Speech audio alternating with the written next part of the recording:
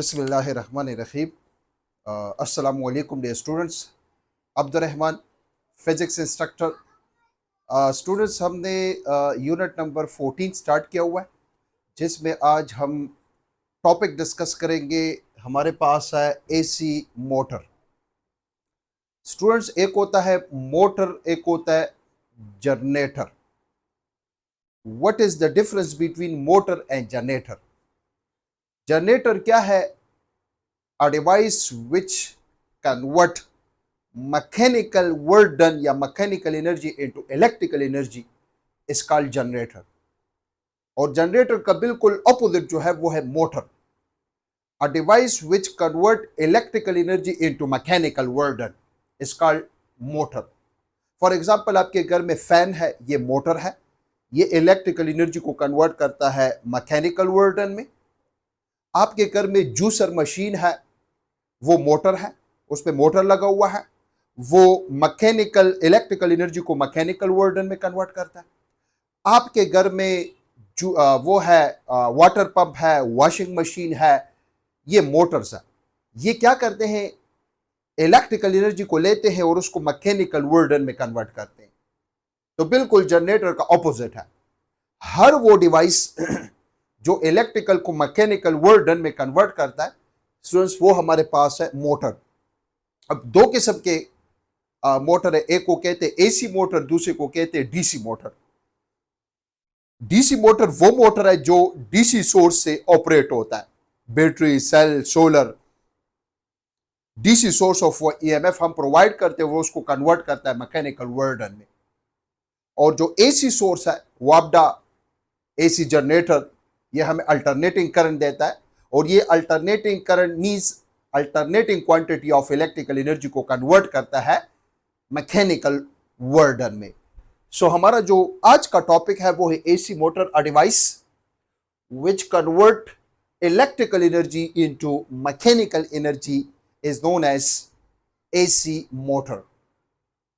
Second, हमने उसका working principal लिखना है। जो एसी मोटर है वो तो सर हमें समझ आ गई, उसका डिफिनीशन हमें समझ आया कि वो डिवाइस जो इलेक्ट्रिकल एनर्जी को मैकेनिकल वर्क में कन्वर्ट करता है, उसको हम नाम देते हैं मोटर का या एसी मोटर। वर्किंग प्रिंसिपल कौन सी उसूल पे ये काम करता है? बार बार मैंने इस टॉपिक में कहा हुआ है कि जब भी इस चैप्टर में इलेक्ट्रोमैग्नेटिक इंडक्शन में हम टॉपिक का स्टार्ट लेंगे, तो उस टॉपिक का स्टार्ट हम फैराडे लॉ से लेंगे। और हर डिवाइस जब हम पढ़ेंगे तो उसका वर्किंग प्रिंसिपल फैराडे लॉ होगा। Working principle is electromagnetic induction, और इलेक्ट्रोमैग्नेटिक इंडक्शन में हम फैराडे लॉ ही डिस्कस करते हैं। And torque in a current carrying loop या coil in a magnetic field, इसका जो वर्किंग प्रिंसिपल है वो है electromagnetic induction and torque.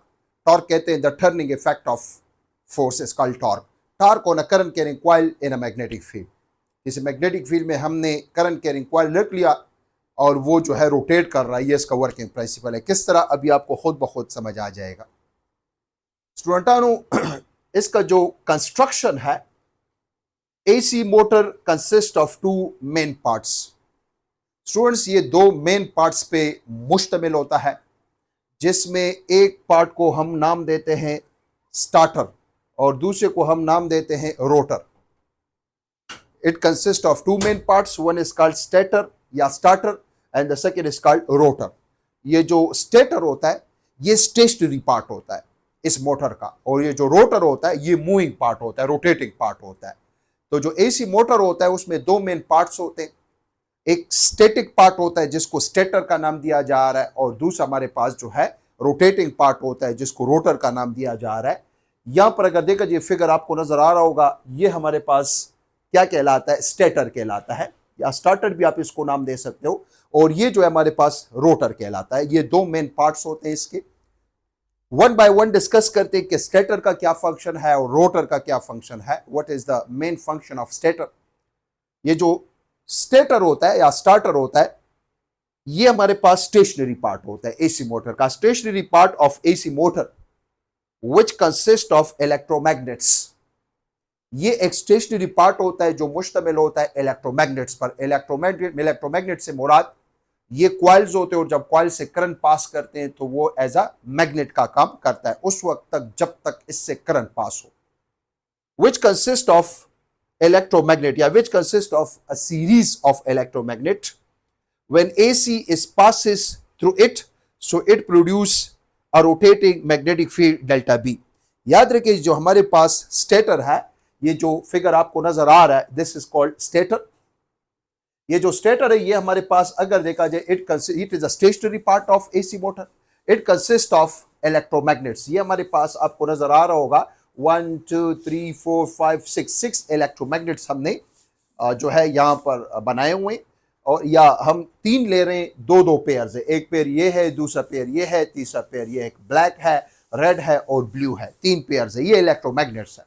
Electromagnet से मुराद whenever a current is passes through it, AC current is passes through it। अगर इससे हम AC करंट को पास कर लें तो याद रखिए ये तो हमारे पास इलेक्ट्रोमैग्नेट है, it act as a magnet. इसका मतलब है इसका ये वाला साइड बन जाता है, इसका ये वाला साइड जब इसे AC को पास किया जाए तो ये साइड और ये से हम 3 फेज AC जो है पास करते हैं। एक होता है 1 फेज, एक होता है 2 फेज, एक होता है 3 फेज, बस उसमें जाने की जरूरत नहीं है। बहरहाल जब हम इस स्टार्टर को AC देते हैं अल्टरनेटिंग क्वांटिटी, और हम और आप जानते हैं, इससे पहले लेक्चर में हमने पढ़ा हुआ कि वो क्वांटिटी जो वेरी होती है मैग्नीट्यूड एंड डायरेक्शन से, उसको कहते हैं अल्टरनेटिंग क्वांटिटी।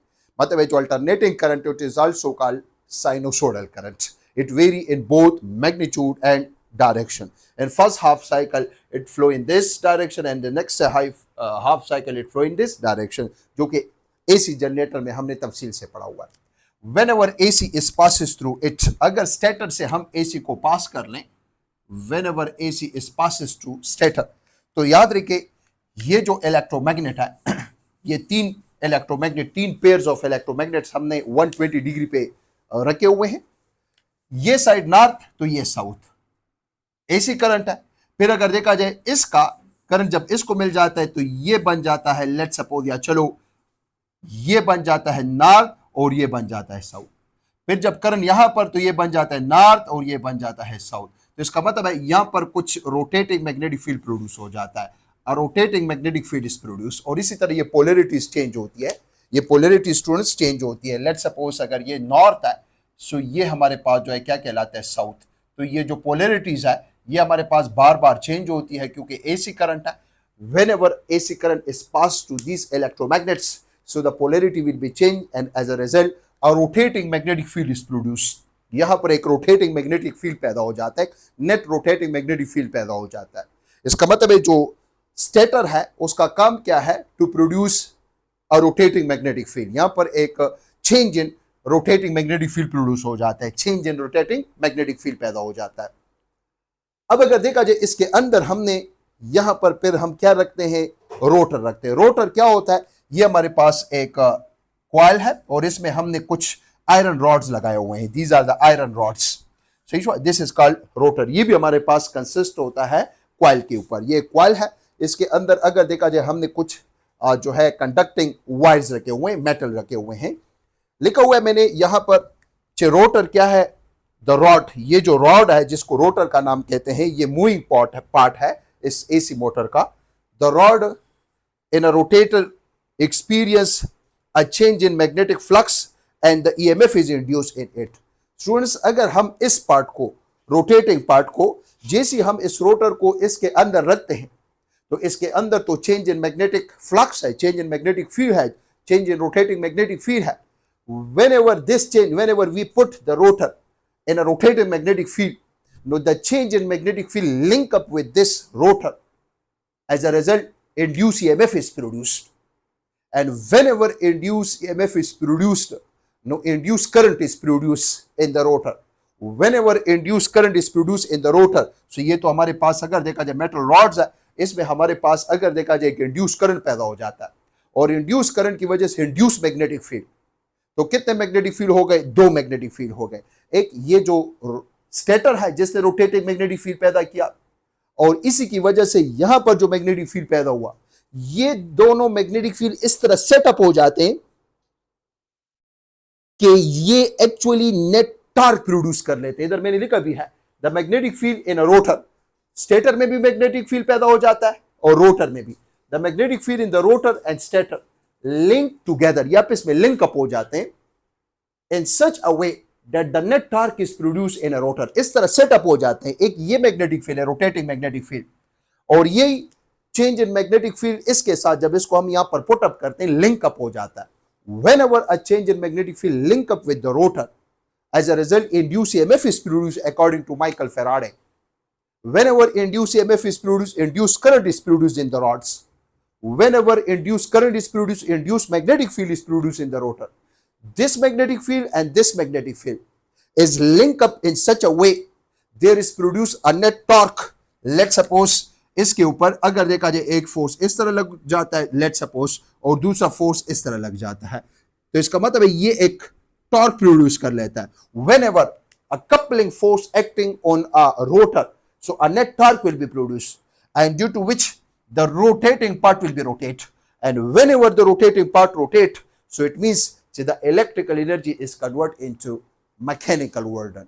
अब इसके साथ जब ये रोटर रोटेट करता है, इसके साथ अगर आप इससे फैन बनाना चाहते हैं तो याद रखिए इसके साथ यहां पर मैंने ब्लेड्स अटैच किए।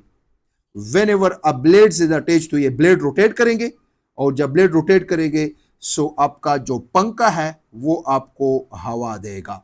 सीधा अगर आप इसके साथ जूसर मशीन में वो जो ब्लेड्स लगाते हैं, कटिंग ब्लेड्स लगा लेते हैं, तो वो जो कटिंग ब्लेड्स होते हैं जिससे आप जो है जूस वगैरह जो है निकालते हैं, तो ये क्या करेगा, ये जो है ब्लेड्स रोटेट करेगा। अगर आप इससे वॉशिंग मशीन है और वॉशिंग मशीन वाला जो ब्लेड इसके साथ आप अटैच करें तो वो रोटेट करेगा, उसमें आप पानी डालें, कपड़े डालें तो उसको रोटेट करेगा।